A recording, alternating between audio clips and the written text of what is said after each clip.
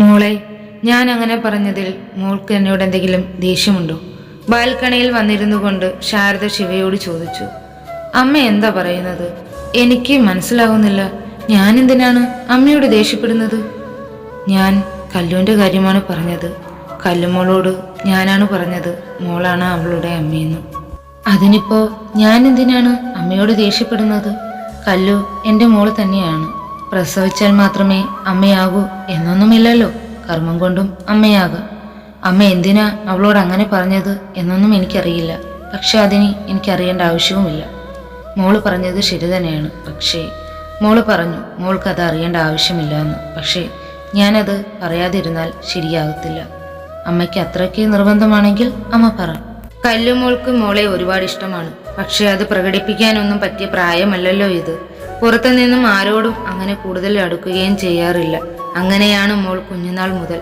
ആരുടെ കയ്യിൽ പോവില്ല, ആരോടും ഒന്നും സംസാരിക്കില്ല. മോളെ അവൾക്ക് ഒരുപാട് ഇഷ്ടമാണെങ്കിലും നിന്റെ അടുത്ത് വരുവാനും സംസാരിക്കാനും അവൾക്ക് പേടിയാ. ആ പേടി മാറണമെങ്കിൽ മോൾ അവളുടെ അമ്മയാണെന്ന് പറഞ്ഞു കഴിഞ്ഞാൽ ഒരുപക്ഷെ ആ പേടി മാറുമായിരിക്കും.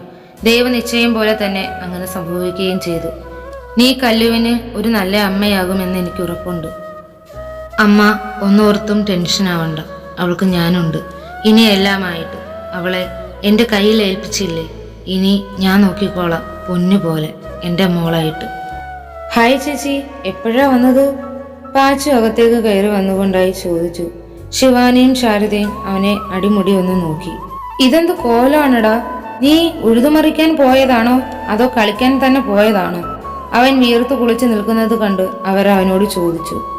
അമ്മ ഇന്ന് ബെഡ് കളിയായിരുന്നു, ഞങ്ങൾ ജയിച്ചു. നിന്റെ ഏട്ടൻ നിന്നെ അന്വേഷിക്കുക ഒരു സമയം തൊട്ടു. അയ്യോ, എന്നാ പിന്നെ ഞാൻ ഇവിടെ നിൽക്കുന്നത് ശരിയല്ല. ഞാൻ പോയി കുളിച്ചിട്ട് വരാം. അവൻ അത്രയും പറഞ്ഞ് ധൃതിയിൽ തന്നെ അകത്തേക്ക് പോയി. അവന് ഉണ്ണിയേട്ടനെ പേടിയാണോ അമ്മേ? പണ്ടൊക്കെ അവന്റെ നിഴൽ കാണുന്നത് പോലും ഒരു പേടിയായിരുന്നു പാച്ചുവിന്. അപ്പോൾ ഇപ്പോഴും അതിൽ വലിയ മാറ്റമൊന്നുമില്ല.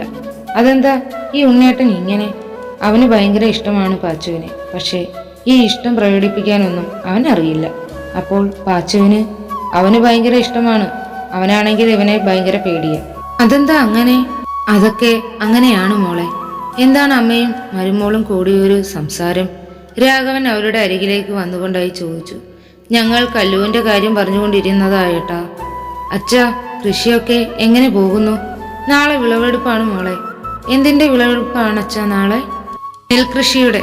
മോളിതൊന്നും അടുത്ത് കണ്ടിട്ടില്ലല്ലോ. നാളെ കാണാം കേട്ടോ. ഇങ്ങനെ ഇരുന്നാൽ മതിയോ? ആഹാരം കഴിക്കണ്ടേ എല്ലാവർക്കും? എന്നാ പിന്നെ കഴിക്കാൻ പോകാം. മോള് പോയി ഉണ്ണിയെ വിളിച്ചിട്ട് വാ. പാച്ചു കുളി കഴിഞ്ഞ് വന്നോളും. അപ്പോൾ കല്ലുമോൾക്കോ? അവൾ രാത്രി പൊതുവെ അങ്ങനെ ഒന്നും കഴിക്കാറില്ല. 6:30-ക്കാണ് കഴിക്കുന്ന ടൈമിൽ തന്നെ. അങ്ങനെ പറഞ്ഞാൽ പറ്റില്ലല്ലോ അമ്മേ. രാത്രിയിലല്ലേ കഴിക്കേണ്ടത്. ഞാൻ പോയി വിളിച്ചിട്ട് വരാം. ശിവ നേരെ റൂമിലേക്കാണ് പോയത്. അവിടെ ചെന്നപ്പോൾ ഉണ്ണിയോട് എന്തൊക്കെയോ കാര്യമായി കത്തിവെക്കുന്ന കല്ലുവിനെയാണ് അവൾ കണ്ടത്. അതെ, അച്ഛനും മോൾക്കും പിന്നെ സംസാരിക്കാം. നമുക്കിപ്പോ ഫുഡ് കഴിക്കണ്ടേ? കഴിക്കാനുള്ള സമയമൊക്കെ ആയോടോ? പിന്നെ അതിനുള്ള സമയമൊക്കെ ആയി. എന്നാ പിന്നെ നമുക്ക് കഴിക്കാൻ പോകാം മോളെ. കല്ലുമോൾക്ക് വേണ്ട അച്ഛാ. കല്ലുമോളിങ്ങ് വന്നേ. ഉണ്ണിയുടെ കയ്യിൽ നിന്നും നേരെ ശിവാനിയുടെ കയ്യിലേക്ക് കുഞ്ഞു പോയി. എനിക്ക് വേണ്ടമ്മേ. അങ്ങനെ പറഞ്ഞാൽ എങ്ങനെയാ? കുഞ്ഞിന് വളരണ്ടേ? വലിയ കുട്ടിയാവണ്ടേ? ഫുഡൊക്കെ കഴിച്ച് വളർന്നാലല്ലേ നാളെ കാലത്ത് അച്ഛനെ അമ്മയൊക്കെ നോക്കാൻ പറ്റൂ. കല്ലുമോള് അത് ഓർത്തില്ല. അപ്പോൾ ഫുഡ് കഴിക്കുമോ? കഴിക്കാം. ഉണ്ണി അവളെ ഒന്ന് നോക്കി. ഞങ്ങളെല്ലാം തലകുത്തി നിന്ന് ശ്രമിച്ചിട്ടുണ്ട് മോളെ രാത്രി ഫുഡ് കഴിക്കാൻ. ഇപ്പോൾ താൻ എന്ത് ഇതായിട്ടാണ് മോളെ ഫുഡ് കഴിക്കാൻ സമ്മതിപ്പിച്ചത് തന്നെ? അതാണ് ഈ ശിവാനി. എന്നാൽ കഴിക്കാൻ പോകാലോ. അങ്ങനെ അവരെല്ലാം ഫുഡ് കഴിക്കാനായിട്ട് പോയി. കുഞ്ഞിനെ അവൾ ഓരോന്നൊക്കെ പറഞ്ഞ് ഫുഡ് കൊടുത്ത് കഴിപ്പിക്കാനും തുടങ്ങി. അവിടെയുള്ളവരുടെ എല്ലാം കണ്ണുകൾക്ക് ഒരു കുളിർമയായിരുന്നു ആ കാഴ്ച തന്നെ. അങ്ങനെ ഫുഡെല്ലാം കഴിച്ച് അടുക്കളയിലെ പണികളും ഒതുക്കി ശിവാനി നേരെ റൂമിലേക്കാണ് പോയത്. അവിടെ ചെന്നപ്പോൾ ഉണ്ണിയുടെ കൂടെ നിലത്ത് പായ വിരിച്ചു കിടക്കുന്ന കല്ലുമോളെയാണ് കാണുന്നത്. അതെ, എന്തിനാ മോളെ നിലത്ത് കിടത്തിയിരിക്കുന്നത്? അവൾക്ക് എൻ്റെ ഒപ്പം കിടക്കണം എന്ന് പറഞ്ഞ്. അതാ ഞാൻ കുഞ്ഞിനോട് ഇവിടെ കിടക്കാൻ പറഞ്ഞത്. അതെ, നിലത്ത് കിടന്നാൽ കുഞ്ഞിന്റെ ശരീരം വേദന എടുക്കും. അപ്പോൾ നമ്മുടെ ശരീരം വേദന എടുത്താലും കുഴപ്പമില്ല എന്നല്ലേ? കല്ലുവിന്റെ ശരീരം പോലെയാണോ നിങ്ങളുടെ ശരീരം? മോളെ, എഴുന്നേറ്റ് ബെഡിൽ കയറി കിടക്ക്.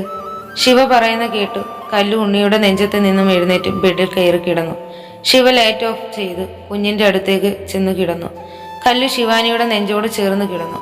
അവളും അതേപോലെ കുഞ്ഞിനെ കെട്ടിപ്പിടിച്ച് കിടന്നു. അമ്മയും അവളും ഒന്നായപ്പോൾ നമ്മളെ ആർക്കും വേണ്ട, ഉണ്ണി ആത്മകം പറഞ്ഞ് കണ്ണടച്ചു കിടന്നു.